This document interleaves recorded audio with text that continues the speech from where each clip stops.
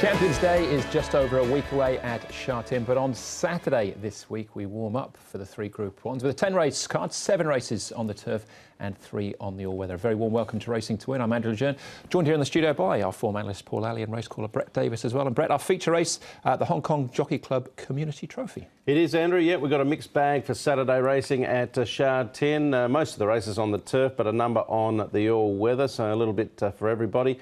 Plenty of jackpots. Paul's going to touch on those pretty much now, I think. Yeah, it's jackpot day, really, isn't it, Paul? There's loads of first starters as well. It's a money tree. You just got to start shaking it and it all falls out. It's brilliant. 4.4 million triple trio, 3.9 million for the six-up win bonus. And the double trios, the first and second, there's 500,000 for the first double trio. And a second double trio, we've got 400,000. Yep. Brilliant. Lovely. Plenty of money there. Love Excellent. it. We'll update those as we go through the show as well. Also need to update you on Pakistan Star, who was hoping to line up in the Audemars Piguet QE2 Cups. He had to trial first on the back of his last start effort. This is the trial from Friday morning. You can see in the familiar green and white colours. Bounces out. Tommy Berry's actually in the saddle for this trial, Brett. He is, and to let you inform you, he has passed the trial. Yes. So he will be taking his place, all being equal, in the QE2 Cup. Of course, a race in which he ran second last year. It's just been that 1,600 metres, I think. There was a little sort of moment last start in the race where he just seemed to lose focus. Joe Moreira said to Edward Sadler after the race that he tried to stop, but he managed to keep him going. If you go back and have a look at his first run for the season, over 2,000 metres, there was never an issue for me in that race. He got right onto the back of the speed, he was on the rail, he had horses around him, and never really looked like blinking an eye, really. You've mentioned too, Andrew, that it hasn't really been a concern for you. Are you concerned at all? No, not in the slightest. I mean, this as well, Paul, just looking at the tactics here, Tommy's bounced him out and got him rolling. Yeah. He won't be doing, all things being equal, he won't be doing this on race day. He'll just go back to his normal racing pattern where he'll drop in. Of course, he's got his stablemate as well in Time Warp, who does like to get out and roll. Yeah, that's the thing. I mean, the thing with the horse is when he has stopped, he's sort of been at the back as well, hasn't he? So, been to see what tactics. But you can see him here. He lets the other horses catch up to him and then he takes off again. He's just had a little look there, hasn't he? Yeah, he's tricky, it's fair to say, the horse. When he raced first up over 2,000, he sat right on the back of the speed. So maybe they won't ride impatiently as patient. They might try and sit on the back of Time Warp. Yeah, but when he gets the company there, he was out on his own for a long time there. I think he was just looking for a bit of company, and when it came, you can see at the golden age, another of his stablemates inside him. He's picked up the bridle again and he's run through the line. He's a fabulously talented horse, we know that. So let's hope he comes good. All right, so he has passed the trial. Sylvester de Sosa will be in the saddle though, but after that trial, we caught up with Tommy to get his thoughts. He's an incredible athlete, I have to say that, and obviously we've seen that in the past with him. He's a horse with a lot of ability when he turns up on his day, and today I was just out there to give him a nice time. Wasn't there to pull him around or anything, and we ended up being in front and rolling along nice, but he felt really comfortable to me.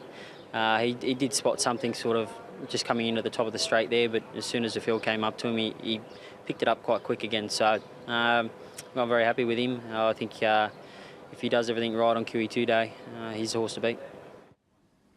There you go, and officially Seasons Bloom did win that trial. He'll be lining, of course, in the Champions Mile. More on that later. We need to get into, we'll start looking at Saturday's programme at Sha-Tin. Horses not going round. Glory Horsey, now replaced by Corrid Rapido. Has had a stable change as well. Chad Schofield on the saddle, and Bossy in race number 4, replaced by Ocean Elite. Chad picking up both those spare rides. Some Streets Somewhere won't be going round in the 7th, but not replaced. 7 number 3, and Car Ying Legend now takes the place of Joy Master, also in race number 7, with new dad, or new dad again, Neil Callan in the saddle. Meeting number 65 on Saturday, 7 on the turf, C+3 course, 3 races on the all-weather, and we kick things off with a Class 4 contest over the 1,000 metres with 4 first starters as well. Mighty Maverick. This is a low rating Class 4. He's off a mark of 53, the high rating being 60. The debutants, Elite Dream, Lightning Steed, Lightning Treasure, and Tom's Dragon. Nice Fandango gets £10 off, courtesy of Victor Wong. Get down to Pearly Treasure, who's placed last time out course and distance, and Lucky Kingdom has been last, in actual fact, on his last 2 starts. Should be some pace here. Elite Dream, nice Fandango, just not listening. Has got an awkward barrier, but he should be up there early. There's pace expected as well from Good Luck. Lightning Steed has got some gate speed. Lightning Treasure's likely to be back. Shimmer and Shine has won 2 trials leading in. Tom's Dragon I thought would sit midfield, but there's going to be a few vying for it early. Here's one of them as well, Lightning Steed. He's looked good in the trials here. He's had 3 of them, £1,098, and you can see him going along there. Tommy Berry, barrier 4, so he'll work his way across. Remembering it's a C+3 course we're on. Shimmer and Shine, as you mentioned there, he's won 2 trials leading into this particular race, so he's improved from his debut run. He's come on nicely, and we've noticed that quite a lot in his morning track work as well. It's Shimmer and Shine. And Tom's Dragon, I think this horse will need further in time, but he's had 8 trials, so he's had plenty of trials to lead into this particular contest. And he's one of these horses going to have earplugs on for the first time. Joe's been riding with the trials as well, but he rides elsewhere. Nash Willa will be in the saddle. Let's start off with Mighty Maverick, who was behind Super Rich, who was winning here on debut, and just not listening, has been fancied to a certain extent in all 3 starts so far.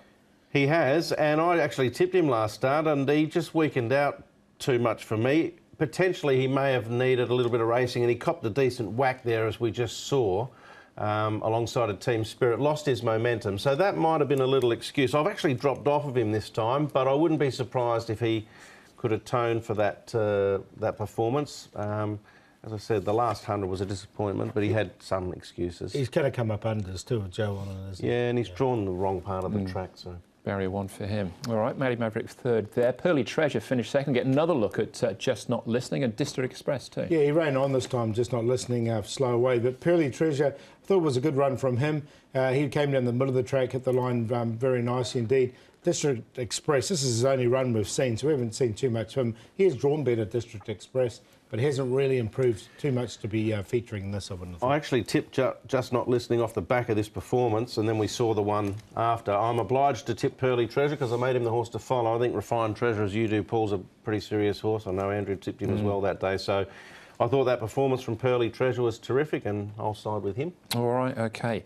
Let's get a look at the debutantes here. Lightning Steed, the first one we'll focus on, with jockey Tommy Berry. Tommy, Lightning Steed steps out for the first time on the weekend. You rode him in his most recent trial. What sort of feel did he give you? He gave me a nice enough feel. I've ridden him in a couple of gallops since then, and he's come on since his trial. He's starting to relax a little bit more because he's a keen going horse, and that can always worry you a little bit when they're keen going, because you know they're obviously well on the bridle in their trial, and you just don't know how much they've got left. And that's probably the only query with him. He gave me a lovely feel in his trial, but he was never really let off the bridle, so I'm not sure how much depth is there, but we'll find out on the weekend. So from the trial and the 2 gallops, how fit is he going into that first up run? Oh, he'll take improvement, definitely. You know, he's still a little bit, got a little bit of a belly there, but he's fit enough where if he's good enough, he could win. There you go. He's a $14 chance at the moment. He's the shorter of the 2 Lightnings at this stage. We're going to have a look at the other one now, Lightning Treasure. And Elite Dream here was out in front. He's a little bit green, I thought, on this occasion. He was, but he did go on to win the trial. Brett Preble has done most of the work with this fellow, and of the other one, Lightning Treasure, it's been a mixed bag with jockeys that have been riding him. We were discussing before we came on air, this is Aurora, isn't it, Paul, Elite Dream? Yeah, I think he was declared after one of his trials, Elite Dream. But he goes all right. They're putting the tongue tie on, so I think that's going to help him a little bit as well. He had 4 trials and here so far. He had 1 in Australia, and he did win it really nicely before he came up. All right, this is Tom's Dragon. He's had a stack of trials. Joe Miro has been on for a lot, but Nash takes the ride on race day. Yeah, and it's interesting that Joe's sort of headed elsewhere. He's going to ride, obviously, Just Not Listening for John Moore in the race. I'm like Paul, I'm going to sit on the fence with Tom's Dragon. I go back and remember Tom's Charm, who obviously wore the same colours. I reckon he had 8 or 9 trials too before he started racing. So there's a bit of a trend going on there with Tom. All right, OK. So the first starters, 4 of them, Paul. Do they make it into your selections? One of them does. Yeah, Lightning Steed I'm going to put in. But I do like Good Luck. I think he's come on from his debut run. He's had a couple more trials, so he'll strip fitter. From Shimmer and Shine, he's had 2 more trials as well, so I'm going to put him in. Lightning Steed will be the one I'll put in from the first starters. He looks quite a nice recruit here. And Pearly Treasure, who ran 2nd last start, we'll put him in for 4th. 4, 7, 5, 11. Play the exotics.